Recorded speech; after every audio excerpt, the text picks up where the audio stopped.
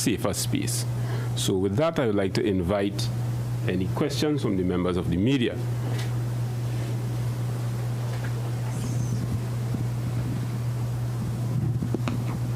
Good morning, Jens Levin, Guardian Media. Commissioner, let me start with Ms. Suzette Martin as we begin with Carnival. You said it was said that this year's Carnival was one of the safest. You gave a figure of 19 serious crimes. Could you give us a breakdown in terms of the crimes that were committed and the zones that these crimes were committed? As well as, if you have, I see some paper, they were looking like data from this angle, data from previous years pertaining to the crime statistics. So in terms of the 19 serious crimes, we are still investigating and we are still reviewing. So at this time, I would not like to go into the crimes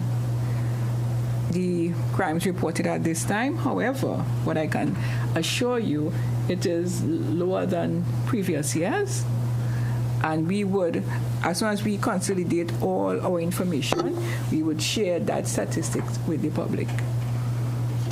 I see you have some in front of you. You could give us some from that whilst you tabulate the complete figure. So what I can, if I could go back as far as 2020, we had 60 crimes reported in that year.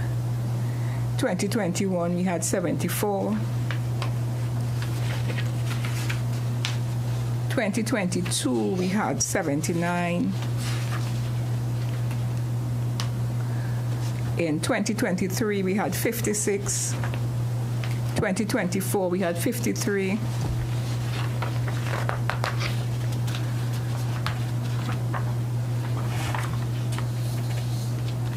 In 2025, we had 62. At this time, we are still going through our stats. So I can say at this time, we have 19 thus far. At this time, you're still checking? Yes. So it could go up? It could reduce as well. And could you give us a breakdown in terms of the policing divisions that these 19 crimes would have been committed? So Port of Spain Division, Western Division. And the numbers, sorry.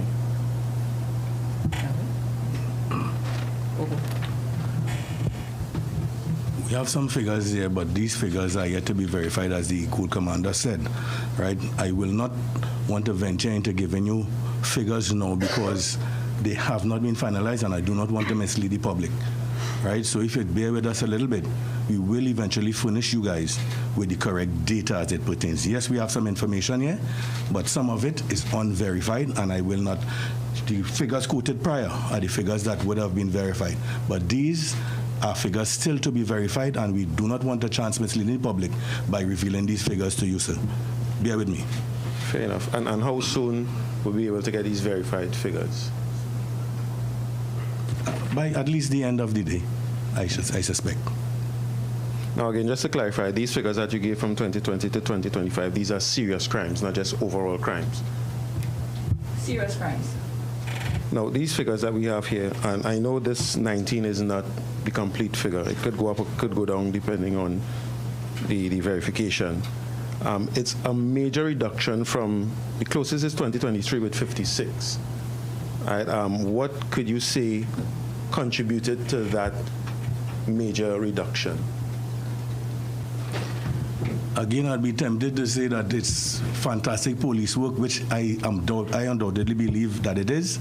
But there may be, I am not a statistician or a criminologist, but there may be other factors, right? And this is still being assessed and analyzed by our by our CAPA department, right? Again, to venture into guessing, I do not want to mislead the public, but I can verify, but rest assured that diligent police work and leadership by the Gold Commander and the Commissioner is an important part of us realizing these figures. But again, they are not the final figures.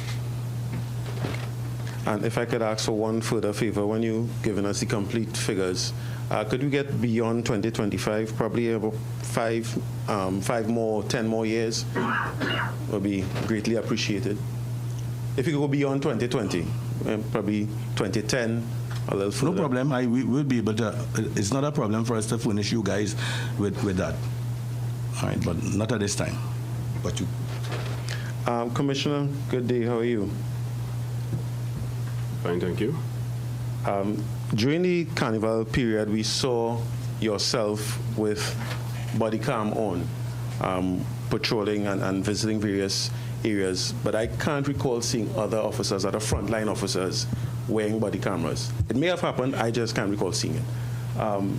Could you explain why yourself was wearing the body cameras as opposed to the other frontline officers who I did not see wearing body cameras? Thank you for that question.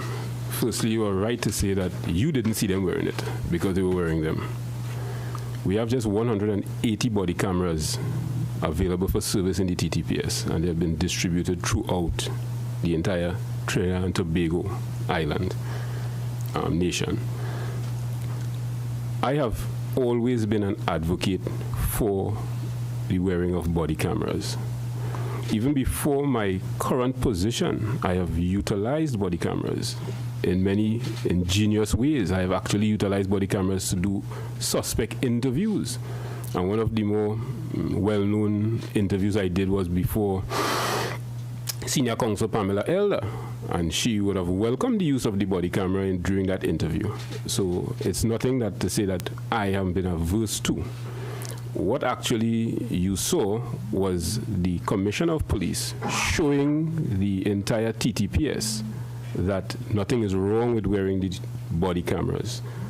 The members of the TTPS are not averse to wearing the body cameras, but at this point in time, due to circumstances beyond our control, we don't have the body cameras to utilize. No, I understand late last year, early on this year, you would have given an interview with Guardian Media talking about the body cameras and saying that most of the cameras that was procured by 3 commissioners ago, Mr. Griffith, can't be used. Right? That is correct. How soon, based on your knowledge, can we see more body cameras being rolled out? What's the delay, if any, in securing further? Because you said only 180 are available now. Right? How soon can we see more cameras being rolled out for police officers? So I think I would have addressed this in an interview with your said media house, but I'll repeat it because apparently you didn't read the article properly. So under a former commissioner of police, he would have acquired 750 by 250 body cameras. The 750 body cameras were not acquired through a proper execution of a contract. The accounting officer did not execute this contract. All right? So let me just give you a little brief synopsis here. The body cameras were purchased for $3.4 million, right? 750. And there was a Bluetooth feature added on for $600,000. So that's a subtotal of $4 million, right? So when you look at it, and we're talking about 750 cameras, and we add on the fact that we have, where is that? Licensing and maintenance for the said cameras for the period 2021 to 2025 cost $22 million. So the average cost of each one of those body cameras ended up being how much, Mr. Levin? Do your mathematics. $34,000 per unit. That's just one aspect. The body camera contract was interwoven with a GPS contract that already existed in the TTPS. And between last year and this year, I've been called upon to pay $100 million for that contract. Is that value for money? That's not my expertise, so I can't say. You as a member of the tax-paying public, do you think $100 million is value for money? I can't say. You can't say? I'm staying out of that. All right. So hence the reason why I'm saying that this could not continue, and I had to stop that contract. Because why paying taxpayers' money of that magnitude for body cameras that could be acquired for cheaper?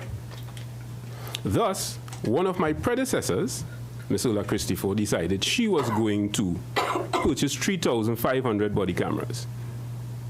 That contract eventually fell through as well because they were severely overpriced and the certain items listed in the contract did not meet our standards. So that was scrapped. So she started that process in 2024.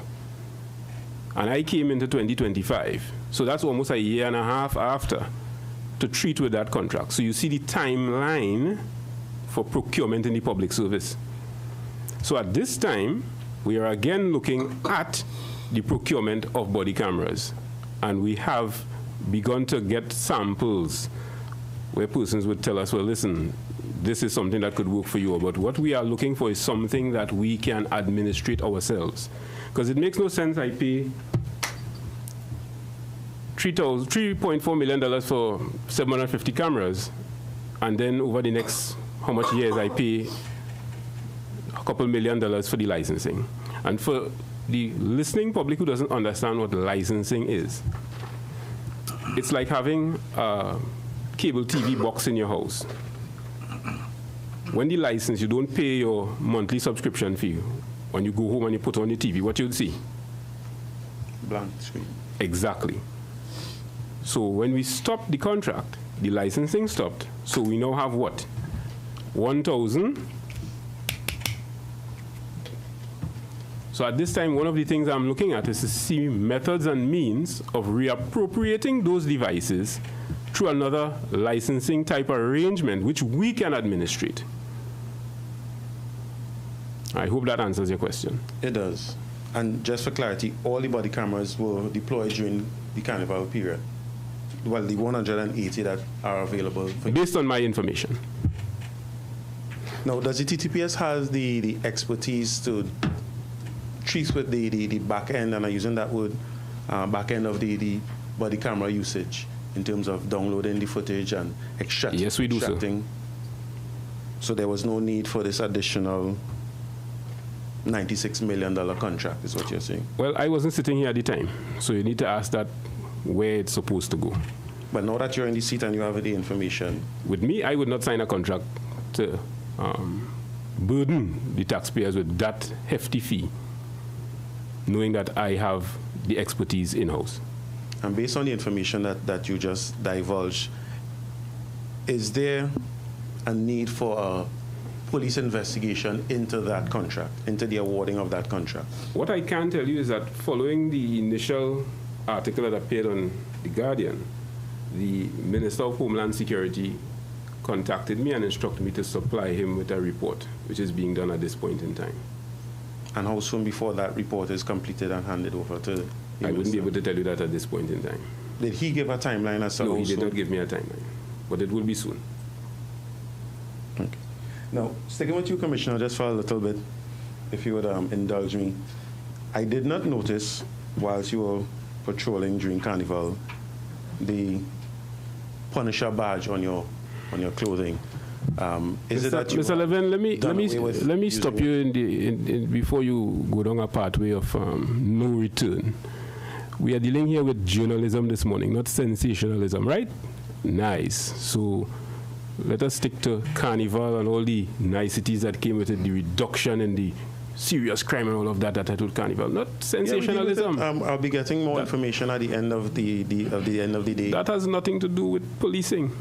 Well, it has a lot to do with policing from an image point of view. If the Commissioner of Police is seen wearing that emblem, which, as we know, is not associated with law enforcement, but with vigilante justice and illegal activities, for the Commissioner of Police who uphold legal activities to be seen wearing that may send the wrong message.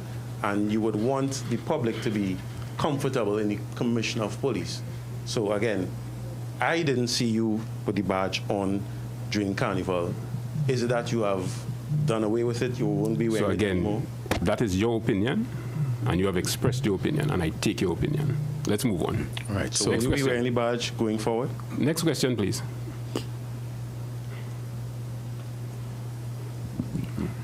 Hi, good morning, everyone. Shane Superville, also of Guardian Media. What was attendance like for police officers during the course of this carnival experience? I know that you touched briefly on it, Ms. Martin, but I know in the past there has been a very firm warning, or a reminder rather, that officers who, are expected to come into work are expected to come into work and no excuses are going to be tolerated. Were there any issues with that?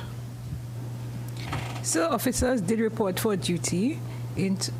Not all officers reported. However, we were able to manage well, and we also effect arrests, and the carnival was safe. So all in all, the turnout was well.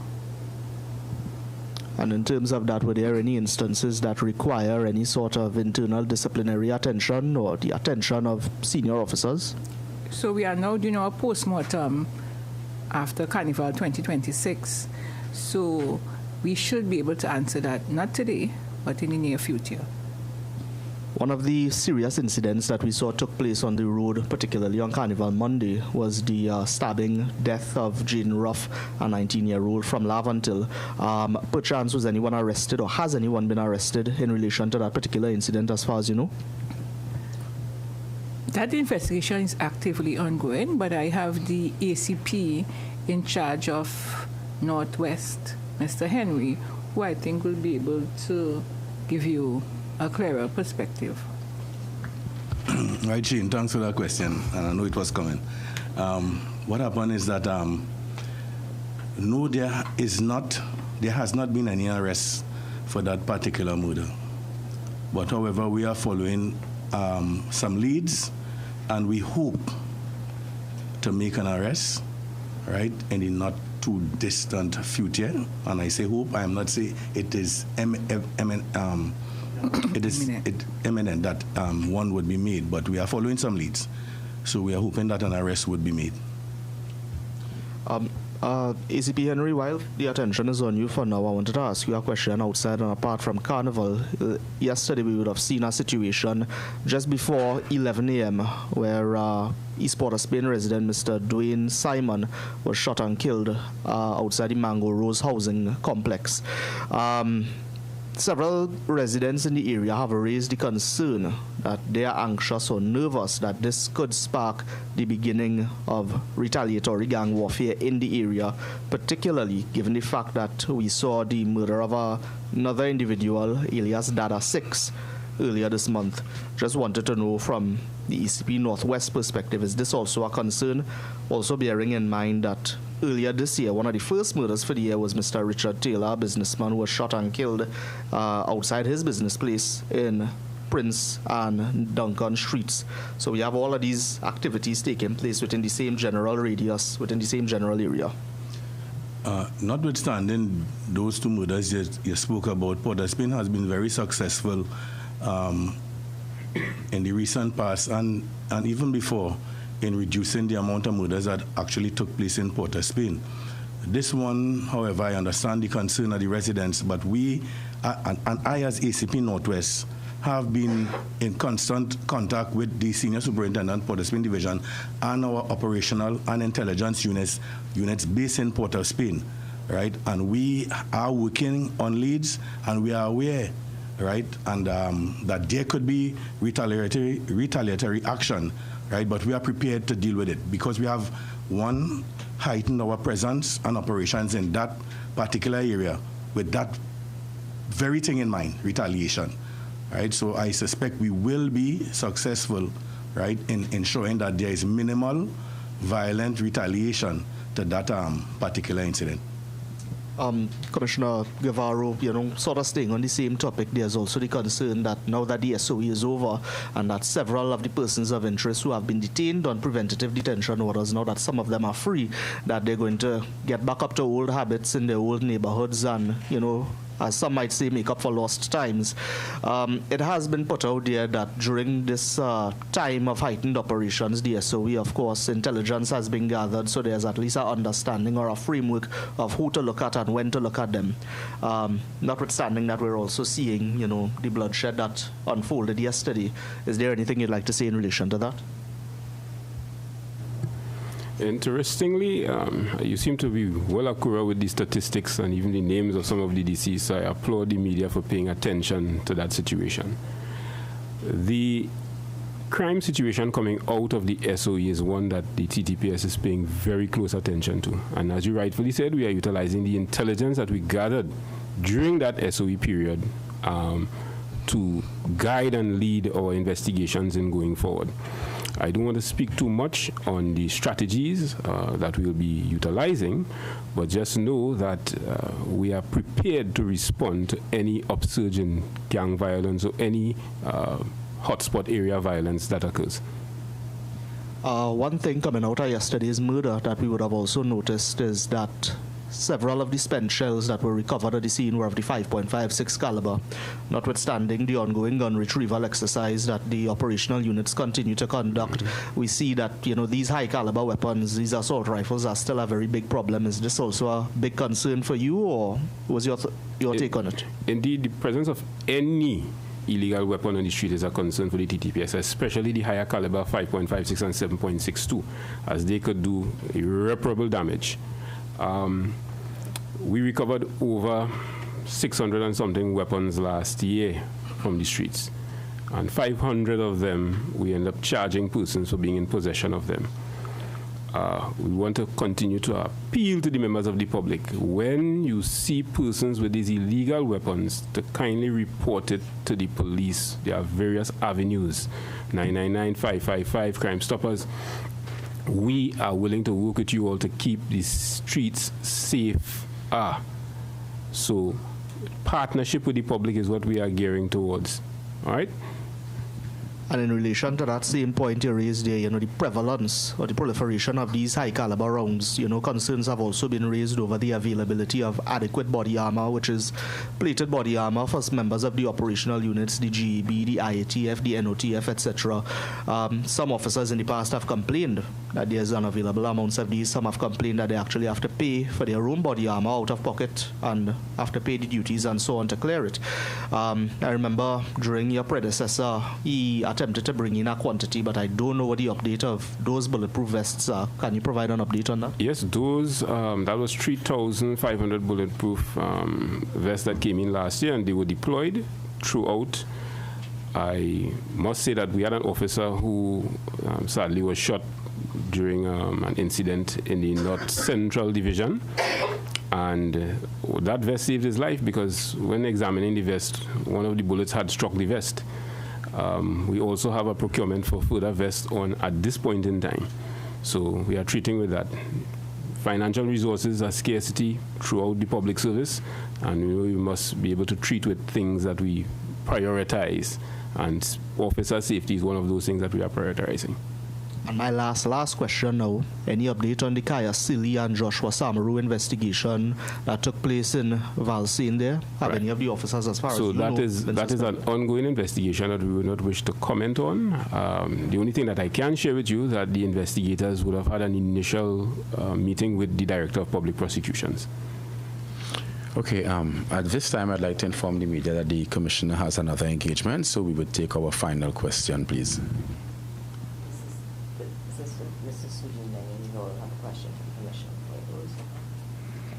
ACP Sudin, hi. Looking at the statistics with the fixed penalty tickets, the 241 traffic tickets, how many of those were for drunk driving? Thank you for that question. We had one DUI arrest for the carnival period, and this was issued by the traffic branch on the Churchill Roosevelt Highway.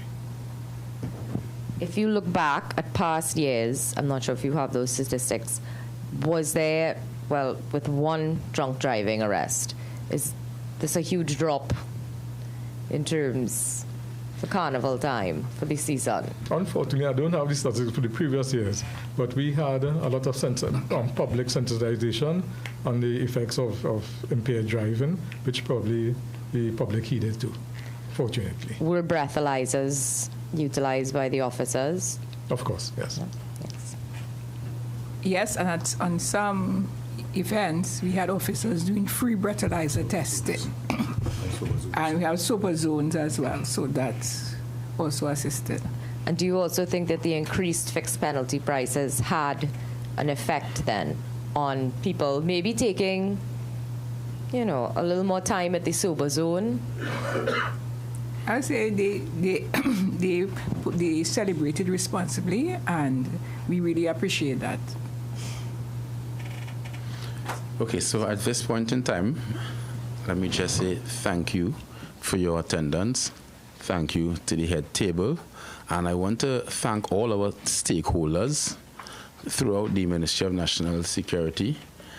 I, Acting ASP Russell, the Public Information Officer for the Police Service, want to say a heartfelt thanks again to everyone. And we want to thank the public because the public did behave responsibly. Yes, we had a few incidents, but the police service would have acted, I think, excellently in really treating with these issues, and we were able to update the public as well as the media as to where we are with most of those things. I want to say thank you again, and I want to wish everybody a wonderful day.